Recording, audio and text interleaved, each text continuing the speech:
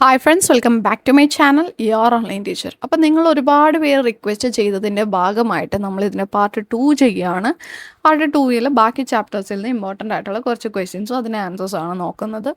അപ്പോൾ ഒന്നുകൂടി പറയുകയാണ്, അറിയില്ലാത്തവർക്ക് വേണ്ടിയിട്ട് നമ്മൾ +1 ക്ലാസ്സസ് ഒരു സബ്ജക്റ്റിൻ്റേത് 200 രൂപയ്ക്കാണ് പ്രൊവൈഡ് ചെയ്യുന്നത്. മറ്റാരും പ്രൊവൈഡ് ചെയ്യാത്ത ഒരു റേറ്റിൽ അത്രയും ഡീപ്പ് അണ്ടർസ്റ്റാൻഡിങ്ങിലുള്ള ക്ലാസ്സുകളാണ്. പർച്ചേസ് ചെയ്യാൻ താല്പര്യമുള്ളവർ താഴെ കാണുന്ന വാട്സപ്പ് നമ്പറിൽ ഹായ് +1 എന്ന് പറഞ്ഞിട്ട് ഏത് സബ്ജക്റ്റ് എന്ന് വെച്ചാൽ ആ സബ്ജക്റ്റ് കമൻറ്റ് ചെയ്താൽ മതി കേട്ടോ. ദെൻ ഫസ്റ്റ് 3 ചാപ്റ്റേഴ്സിൽ ഇമ്പോർട്ടൻ്റ് ആയിട്ടുള്ള ക്വസ്റ്റ്യൻസ് നമ്മൾ നോക്കിയിരുന്നു. ഇനി ചാപ്റ്റർ 4 മുതലുള്ള ഇമ്പോർട്ടൻ്റ് ആയിട്ടുള്ള ക്വസ്റ്റ്യൻസ് ആണ് നമ്മൾ നോക്കാൻ വേണ്ടിയിട്ട് പോകുന്നത്. സോ C++ലെ ടോക്കൺസ് ഏതൊക്കെയാണെന്ന് ചോദിച്ചാൽ C++ലെ ടോക്കൺസ് എന്ന് പറയുന്നതാണ് keywords, identifiers, literals, punctuators and operators എന്ന് പറയുന്നത്. സോറി, കണ്ടിന്യൂസ് ക്ലാസ് ആയതുകൊണ്ട് സൗണ്ടൊക്കെ പോയേക്കാണ്.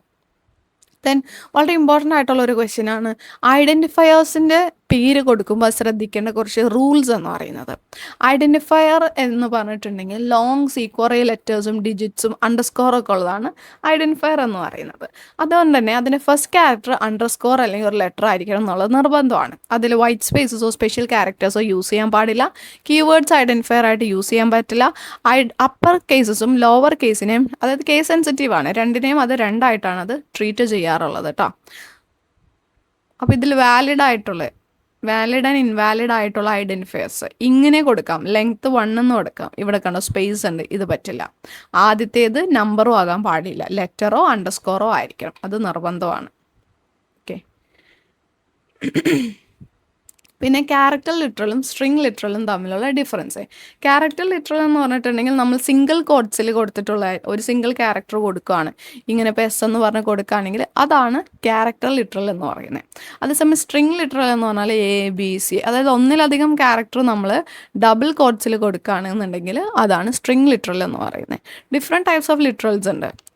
ഇൻറ്റീജർ ലിറ്ററൽ ഉണ്ട്, ഫ്ലോട്ടിംഗ് പോയിന്റ് ഉണ്ട്, ക്യാരക്ടർ ലിറ്ററൽ ഉണ്ട്, സ്ട്രിങ് ലിറ്ററൽസ് ഉണ്ട്. ഓക്കെ. ചാപ്റ്റർ 5 കുറച്ച് ഇമ്പോർട്ടൻ്റ് ആയിട്ടുള്ള ക്വസ്റ്റ്യൻസ് നമുക്ക് നോക്കാം. Data types. ഇൻറ്റ് എന്ന് പറയുന്നത് ഹോൾ നമ്പേഴ്സ് റെപ്രസെൻറ്റ് ചെയ്യാൻ വേണ്ടിയിട്ടാണ്. 4 bytes ആണ് സൈസ്. എക്സാമ്പിൾ 1025 ഒക്കെ. ക്യാർ എന്ന് പറയുന്നത് CHAR എന്ന് പറയുന്നത് C++ലെ സിമ്പിൾസ് റെപ്രസെൻറ്റ് ചെയ്യാനാണ് നമ്മൾ യൂസ് ചെയ്യുന്നത്. 1 byte ആണ് ഇപ്പോൾ A+ എന്നൊക്കെ ഉള്ളത്. ദെൻ ഫ്ലോട്ട് എന്ന് പറഞ്ഞിട്ട് ഫ്രാക്ഷണൽ പാർട്സ്, ഡെസിമൽ പാർട്ടുള്ള നമ്പേഴ്സ് റെപ്രസെൻറ്റ് ചെയ്യാനാണ് 4 bytes ആണ് യൂസ് ചെയ്യുന്നത്. 4.32 എന്നൊക്കെ എഴുതാം. ഡബിൾ എന്ന് പറയുന്നത് ഫ്ലോട്ടിംഗ് പോയിന്റ് തന്നെ കുറച്ചുകൂടി പ്രിസിഷനിൽ, കുറച്ചുകൂടി ആക്യുറേറ്റ് ആയിട്ട് റെപ്രസെൻറ്റ് ചെയ്യാൻ 8 bytes ആണ് അതിൽ യൂസ് ചെയ്യുന്നത്. വോയിഡ് എന്ന് പറഞ്ഞിട്ടുണ്ടെങ്കിൽ എംപ്റ്റി സെറ്റ് ഓഫ് ഡേറ്റ കാണിക്കാനാണ്, അതിന് 0 byte ആണ് അതിൻ്റെ സൈസ് വരുന്നത്. Okay. Then empty data empty data ടൈപ്പിന് വേണ്ടിയിട്ട് നമ്മൾ യൂസ് ചെയ്യുന്ന കീവേഡ് വോയിഡ് ആണ് കേട്ടോ. സൈസിൻ്റെ ഓർഡർ ഓഫ് സൈസിൻ്റെ ഓർഡറിൽ നമ്മൾ അറേഞ്ച് ചെയ്യുകയാണെങ്കിൽ വോയിഡ് 0, ക്യാരക്ടർ 4, 2, ഇൻറ്റ് 4, ഫ്ലോട്ട് 4, ഡബിൾ 8, ഇങ്ങനെ ഒരു അസൈനിങ് ഓർഡറിൽ നമുക്കിതിനെ അറേഞ്ച് ചെയ്യാൻ പറ്റും. ഇത് വളരെ ഇമ്പോർട്ടൻ്റ് ആയിട്ടുള്ളൊരു ക്വസ്റ്റ്യൻ ആണ്. ഒരു വേരിയബിളുമായി റിലേറ്റ് ചെയ്തിട്ടുള്ള ഇമ്പോർട്ടൻറ്റ് പാർട്സ് എന്തൊക്കെയാണെന്നുള്ളത്. വേരിയബിൾ എന്ന് പറഞ്ഞിട്ടുണ്ടെങ്കിൽ മെമ്മറി ലൊക്കേഷന് നമ്മൾ കൊടുക്കുന്ന പേരാണ് വേരിയബിൾ എന്ന് പറയുന്നത്. ഓക്കെ. ദെൻ അതിൽ variable name, memory address, content എന്ന് പറഞ്ഞിട്ട് 3 ആയിട്ടാണ് അതിന് തരം തിരിച്ചിരിക്കുന്നത്. വേരിയബിൾ നെയിം എന്ന് പറഞ്ഞിട്ടുണ്ടെങ്കിൽ ആ മെമ്മറി ലൊക്കേഷന് നമ്മൾ കൊടുക്കുന്ന പേരാണ് വേരിയബിൾ നെയിം. ഇപ്പം നമ്മൾ മാർക്കാണ് ചെയ്യുന്നതെങ്കിൽ മാർക്ക്, അതാണ് ആ variable name. Then memory address അല്ലെങ്കിൽ എൽ വാല്യൂ എന്ന് പറയും. അതെന്ന് പറയുന്നത് the address of A variable is A starting address of memory space. L value എന്ന് പറഞ്ഞിട്ടുണ്ടെങ്കിൽ എന്താണ്, അതിൻ്റെ അഡ്രസ്സ് ഇപ്പോൾ ഇങ്ങനെ നമ്മളിങ്ങനെ നോക്കുകയാണെന്നുണ്ടെങ്കിൽ 1000, ഈ മെമ്മറിക്ക് വേണ്ടിയിട്ട് 4 എണ്ണമാണ് യൂസ് ചെയ്തിരിക്കുന്നത്.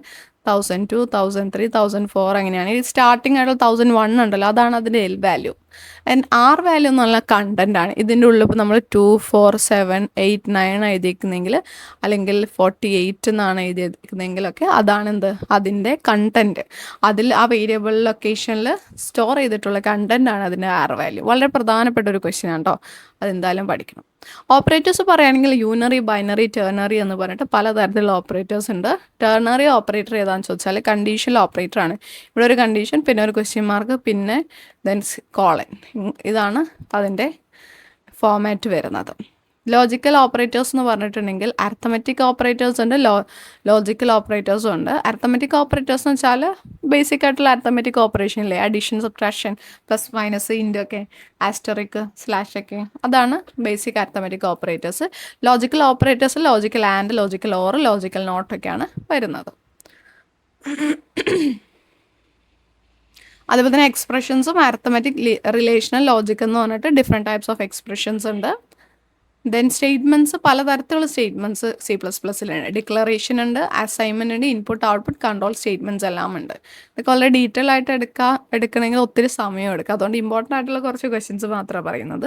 What is cascading of input output operators എന്ന് പറഞ്ഞാൽ ഒന്നിലധികം ഇൻപുട്ടോ ഔട്ട്പുട്ടോ ഓപ്പറേഷൻസ് ഒരൊറ്റ സിംഗിൾ സ്റ്റേറ്റ്മെൻറ്റിൽ നമ്മൾ യൂസ് ചെയ്യുകയാണെങ്കിൽ അതിനെയാണ് കാസ്കേഡിങ് എന്ന് പറയുന്നത് കേട്ടോ. അപ്പോൾ നമ്മളിങ്ങനെ CIN, X, Y, Z ഇങ്ങനെ കൊടുത്താൽ ഒന്നിലധികം ഇൻപുട്ട് ഔട്ട്പുട്ട് ഓപ്പറേറ്റേഴ്സ് ഇതിൽ വന്നിട്ടുണ്ട് അല്ലേ. സോ അത് കാസ്കേഡിങ് ആണ്. ദെൻ ഹെഡർ ഫയൽസിൻ്റെ യൂസ് എന്താണെന്ന് ചോദിച്ചാൽ ചാപ്റ്റർ 6 ആണ്.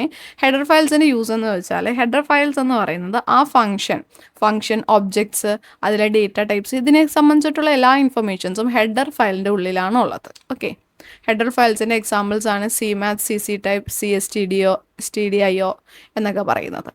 Pre process directive statement start ചെയ്യുന്നത് ഹാഷ് വെച്ചിട്ടായിരിക്കും. ഹാഷ് ഇൻക്ലൂഡ് IO സ്ട്രീം എന്നൊക്കെ നമ്മൾ കൊടുക്കുമല്ലോ, അങ്ങനെ. ദെൻ കമൻസ്, പ്രോഗ്രാമിൽ കമൻസിൻ്റെ റോൾ എന്താണ്? കമൻസ് നമുക്ക് രണ്ട് രീതിയിൽ എഴുതാം. സിംഗിൾ ലൈൻ കമൻസും ഉണ്ട്, മൾട്ടി ലൈൻ കമൻസും ഉണ്ട്. സിംഗിൾ ലൈൻ കമൻറ്റ് നമ്മൾ 2/ ഇട്ടിട്ട് എഴുതുന്നതാണ് സിംഗിൾ ലൈൻ കമൻസ് എന്ന് പറയുന്നത്. ഓക്കെ, അതിനകത്ത് മൾട്ടി ലൈൻ കമൻസ് എന്ന് പറയുന്നത് വിത്തിൻ നമ്മൾ സ്ലാഷ് ഇടും, ഒരു ആസ്റ്ററിക് ഇടും, എന്നിട്ട് അതിൻ്റെ ഉള്ളിലാണ് നമ്മൾ എഴുതുന്നത്. നമുക്ക് എത്ര ലൈൻസ് വേണമെങ്കിൽ നമുക്ക് ഇതിലേക്ക് എഴുതാൻ പറ്റും. സിംഗിൾ ലൈൻ കമൻറ്റ് വെച്ചാൽ ഒറ്റ ലൈനിൽ നമുക്ക് കമൻറ്റ് എഴുതാൻ പറ്റുള്ളൂ. ഇതെന്ന് പറയുമ്പോൾ എത്ര ലൈൻസ് കമൻറ്റ് വേണമെങ്കിൽ നമുക്ക് ഇതിൽ എഴുതാൻ വേണ്ടിയിട്ട് സാധിക്കും. എന്താണ് വേരിയബിൾ ഇനീഷ്യലൈസേഷൻ? വെരി ഇമ്പോർട്ടൻ്റ് ആണ്. വേരിയബിൾ ഇനീഷ്യലൈസേഷൻ എന്ന് പറഞ്ഞിട്ടുണ്ടെങ്കിൽ ഒരു വേരിയബിളിനെ നമ്മൾ ഡിക്ലെയർ ചെയ്യുന്ന സമയത്ത് അതിൻ്റെ വാല്യൂ കൂടി അതിലേക്ക് കൊടുക്കണം. ഇപ്പോൾ നമ്മൾ കൊടുക്കുകയാണ് ഇൻറ്റ് മാർക്ക് എന്ന് പറഞ്ഞ് ഡിക്ലെയർ ചെയ്യണം, ഒരു വേരിയബിൾ ഡിക്ലെയർ ചെയ്യുകയാണല്ലോ.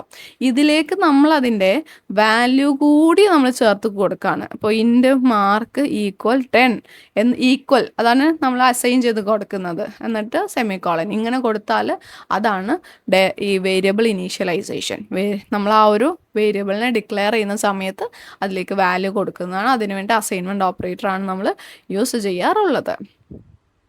ദെൻ മോഡിഫയേഴ്സ് എന്ന് വെച്ചിട്ടുണ്ടെങ്കിൽ സർട്ടൻ ഡേറ്റ ടൈപ്പിൻ്റെ മെമ്മറി സൈസ് കൂട്ടാനോ കുറയ്ക്കാനോ ഒക്കെ വേണ്ടിയിട്ട് നമ്മൾ പലതരം മോഡിഫയേഴ്സ് യൂസ് ചെയ്യാറുണ്ട്. സൈൻഡ്, അൺസൈൻഡ്, ലോങ്, ഷോർട്ട് എന്ന് പറഞ്ഞ് ഡിഫറെൻ്റ് ആണ് ഇതിൽ വരുന്നത്. ചാപ്റ്റർ 7 നിന്ന് നമുക്ക് ഇഫ്, സ്വിച്ച്, അതിൻ്റെയൊക്കെ കോഡുകൾ പഠിക്കണം. അവിടെ നിങ്ങളുടെ ടെക്സ്റ്റിലുള്ള പ്രോഗ്രാംസ് എല്ലാം നിങ്ങൾ പഠിക്കണം, വളരെ പ്രധാനപ്പെട്ടതാണ്. അതിൻ്റെയൊക്കെ സിൻടാക്സ് നിങ്ങൾ പഠിക്കണം. ഓക്കെ, ദെൻ സ്വിച്ചും എൽസിഫും തമ്മിൽ ഡിഫറൻസ് ഒക്കെ ചോദിക്കും. സ്വിച്ച് എന്ന് പറഞ്ഞിട്ടുണ്ടെങ്കിൽ നമുക്ക് മൾട്ടിപ്പിൾ ബ്രാഞ്ചിങ് അത് പെർമിറ്റ് ചെയ്യുന്നുണ്ട്. അതുപോലെ എൽസിഫിലും നമുക്ക് മൾട്ടിപ്പിൾ ബ്രാഞ്ചിങ് പറ്റും.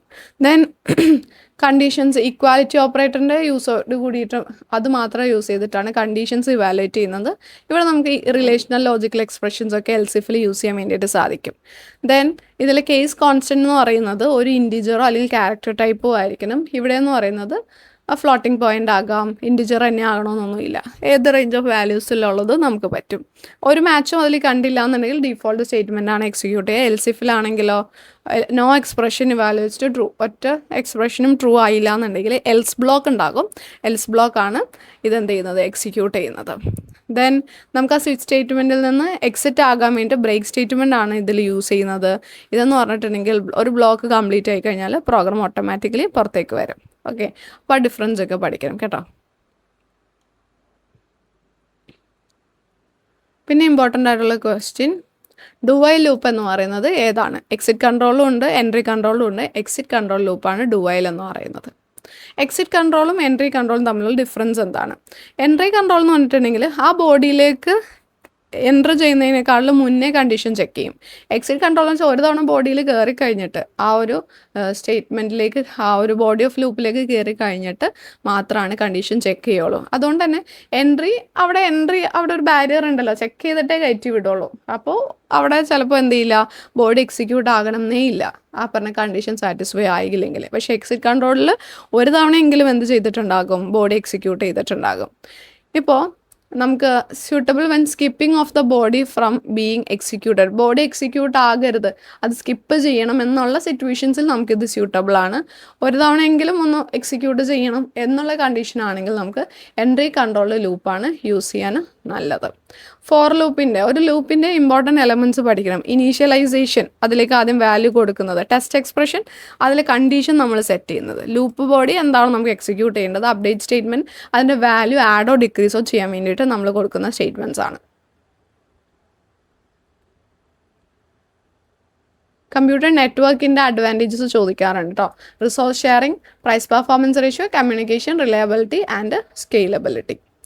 ദെൻ നോയ്സ് എന്ന് പറഞ്ഞിട്ടുണ്ടെങ്കിൽ ഡാറ്റ സിഗ്നലിൻ്റെ ക്വാളിറ്റിയെ കുറയ്ക്കുന്ന അൺവാണ്ടഡ് ഇലക്ട്രിക്കൽ എനർജിയാണ് നോയ്സ് എന്ന് പറയുന്നത്. കമ്മ്യൂണിക്കേഷൻ മീഡിയം പല തരത്തിലുണ്ട്. ഗൈഡഡ് ഉണ്ട്, അൺഗൈഡഡ് ഉണ്ട്. അതിൽ തന്നെ ട്വിസ്റ്റഡ്, കൊയാക്സിയൽ, ഒപ്റ്റിക്കൽ ഫൈബർ ഉണ്ട്, ഇൻഫ്രാറെഡ് ഉണ്ട്. അതൊക്കെ ഒന്ന് നോക്കി വെച്ചേക്കുക. അതൊക്കെ ഇമ്പോർട്ടൻ്റ് ആയിട്ടുള്ള ക്വസ്റ്റ്യൻസ് ആണ്.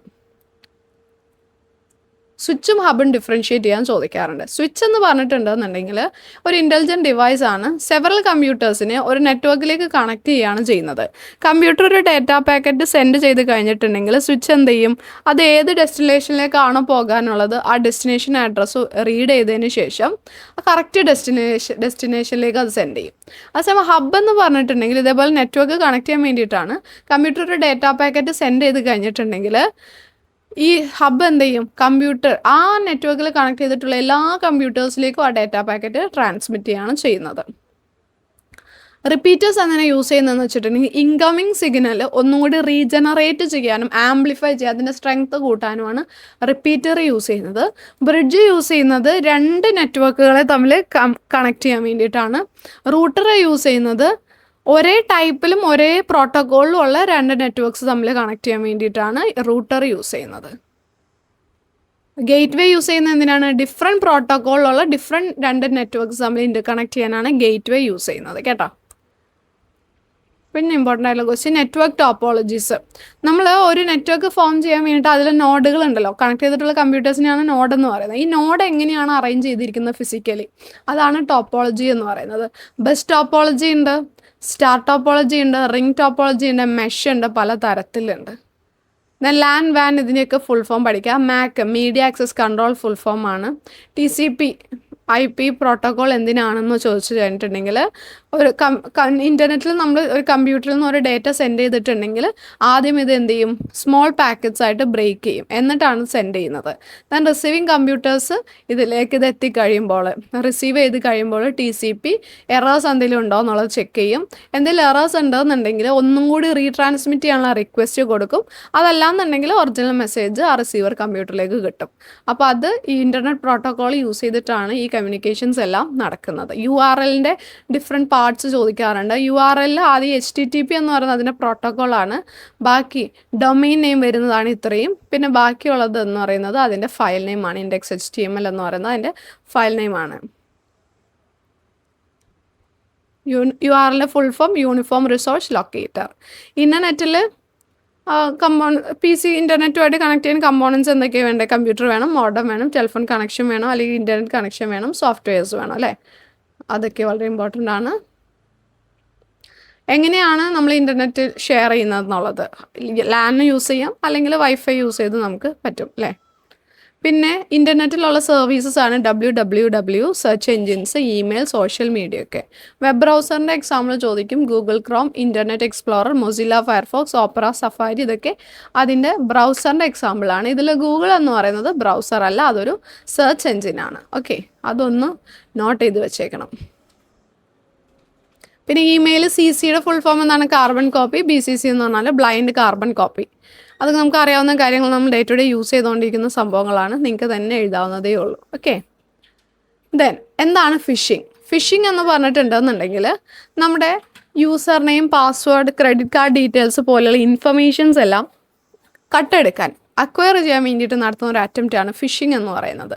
അതേസമയം ഹാക്കിംഗ് എന്ന് പറഞ്ഞിട്ടുണ്ടെങ്കിൽ നമ്മുടെ കണക്റ്റഡ് സിസ്റ്റത്തിൻ്റെ നോർമൽ ബിഹേവിയറിനെ ബാധിക്കും. ഹാക്ക് ചെയ്ത് കഴിയുമ്പോൾ ചിലപ്പോൾ കമ്പ്യൂട്ടർ ഷട്ട് ഡൗൺ ആയി പോകും, പല രീതിക്ക് നടക്കുമല്ലോ. അപ്പോൾ ടെക്നിക്കൽ എഫേർട്ടാണ് എന്തിന്, കമ്പ്യൂട്ടറിനെ നോർമൽ ബിഹേവിയറിനെ മാനിപ്പുലേറ്റ് ചെയ്യാൻ വേണ്ടിയിട്ടുള്ളത്. അതിൽ എത്തിക്കലായിട്ട് ചെയ്യുന്നതാണ് വൈറ്റ് ഹാറ്റ്സ്. എത്തിക്കലായിട്ട് ചെയ്യുന്നവർ വൈറ്റ് ഹാറ്റ്സ് എന്ന് പറയാറുണ്ട്, സെക്യൂരിറ്റി ചെക്ക് ചെയ്യാനൊക്കെ വേണ്ടിയിട്ട് ചെയ്യുന്നത്.